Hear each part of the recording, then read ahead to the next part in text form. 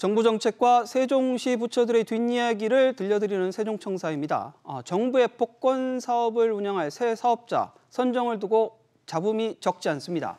선정되면 내년부터 5년간 연평균 687억 원이 수수료를 거둘 수 있어 군침을 흘리는 사업자들이 많았는데요. 우선 협상 대상자가 바뀌는 초유의 사태가 벌어지고 입찰에서 탈락한 사업자는 결과에 반발해 가처분 신청까지 내는 그야말로 진흙탕 싸움이 전개되고 있습니다. 자세한 내용 정윤영 기자와 짚어보겠습니다. 정 기자, 먼저 소송까지 벌어지게 된 이 상황을 좀 설명을 해주시죠. 네, 올해 1월에 기획재정부 복권위원회는 새로 복권 사업을 운영할 차기 사업자로 11개사가 모여 만든 행복복권 컨소시엄을 선정했습니다. 제안서 등을 평가한 결과 입찰에 참여한 총 3개 컨소시엄 중 행복복권 컨소시엄이 가장 높은 점수를 받아 우선 협상 대상자가 된 건데요. 현재 복권 사업자인 동행복권 컨소시엄은 근소한 차이로 2위였습니다. 그런데 약 한 달 뒤 정부는 우선 협상 대상자를 행복복권에서 동행복권으로 변경했습니다. 행복복권의 서류를 실사하는 과정에서 사실과 다른 내용이 발견됐다는 것이 이유였는데요. 컨소시엄 내 한 업체가 과거에 가징금을 받은 적이 있었는데도 해당 없음으로 표시하고 컨소시엄 공동대표로 취임할 A씨의 주요 경력 사항을 사실과 다르게 기재했기 때문입니다.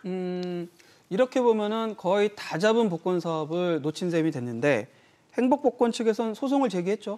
네, 그렇습니다. 이 행복복권 측은 법원에 복권위와 조달청을 상대로 우선 협상권을 유지하기 위한 가처분 신청을 제기했습니다. 과징금을 부과받은 것은 사업 수행에 미치는 영향이 없다고 봐도 될 만큼 매우 경미한 사안이란 건데요.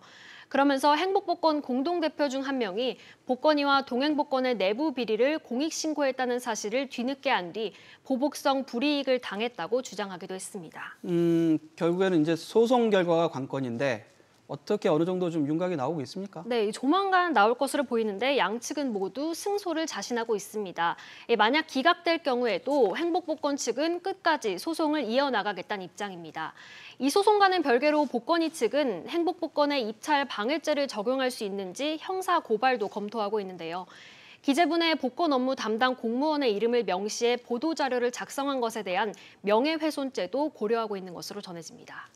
정 기자, 그런데 이 소송이 이어질 경우 이 복권 사업 이 전반적으로 좀 차질이 빚는 거 아닌가요? 어떤가요? 네, 그럴 가능성은 낮아 보입니다. 이 원래대로라면 복권위가 동행복권과 지난 2월에 계약을 체결하고 사업 준비를 시작했어야 했지만 소송으로 미뤄지긴 했는데요. 통상 정부 조달 입찰 관련 건은 처음 기각 판결이 나면 상대방이 불복해도 예정대로 계약이 진행됩니다. 만약 법원이 행복복권에 손을 들어주면 긴 법정 싸움이 벌어질 가능성이 있는데요. 하지만 계약 조건상 이 같은 분쟁이 발생할 경우 기존 수탁사업자와의 계약을 연장할 수 있기 때문에 복권 사업에 문제가 생길 가능성 역시 적어 보입니다. 복권위 관계자는 이달 안에만 판결이 나면 시간이 빠듯하긴 하지만 사업을 이어가는 데는 문제가 없다고 설명했습니다.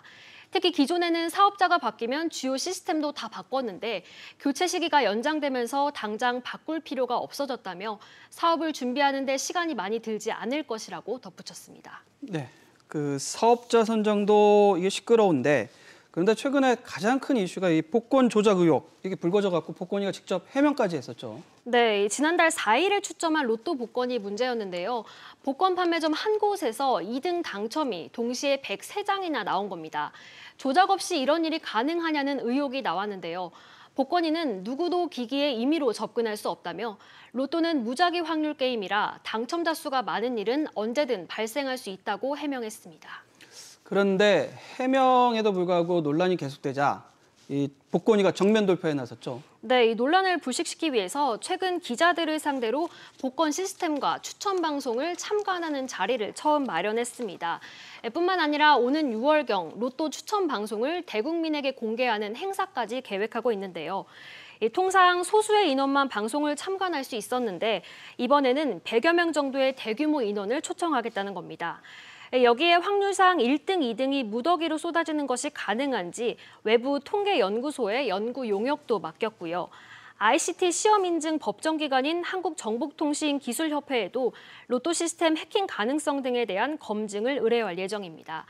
경기 불황 속 지난해 복권 판매액은 처음으로 6조 원을 돌파했는데요. 인생 역전을 꿈꾸는 서민들의 희망이 된 만큼 공정함을 유지하는 것이 무엇보다 중요하다는 지적이 나옵니다.